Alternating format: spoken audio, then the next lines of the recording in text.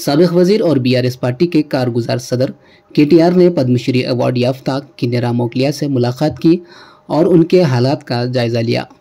हाल ही में मोगलिया की एक वीडियो वायरल हुई थी जिसमें उन्हें यौमिया इजरत पर काम करते देखा गया।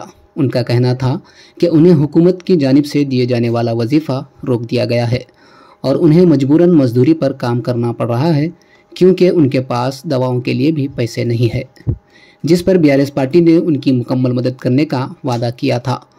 आज केटीआर ने उनसे मुलाकात की और उनकी ज़ाती तौर पर माली मदद की और उन्हें यकीन दिलाया कि पार्टी हुकूमत से उनके वजीफ़े का मुतालिबा करेगी, मज़ीद इमदाद फराहम करेगी। इस मौके पर केटीआर के साथ एमएलए मल्ला रेड्डी, विवेकानंद, एमएलसी शंबीपुर राजू और मलकाजगिरी बीआरएस एमपी उम्मीदवार रागेड़ी लक्ष्मा रेड्डी भी मौजूद थे।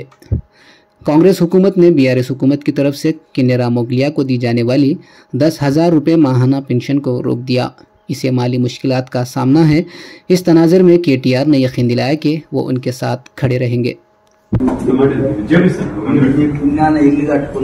కోట్లంటే నేను చూడలే, లక్షలు కూడా చూడలే నేను వరంగల్, కరీంనగర్,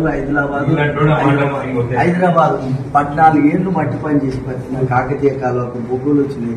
కాకతీయ కాలువకు 150 రూపాయలకు నెల మోసినాం. కాకతీయ కాలువకు మెదకులకి కష్టం చేసి పట్టిన చాలా దూరంగా ఉందా.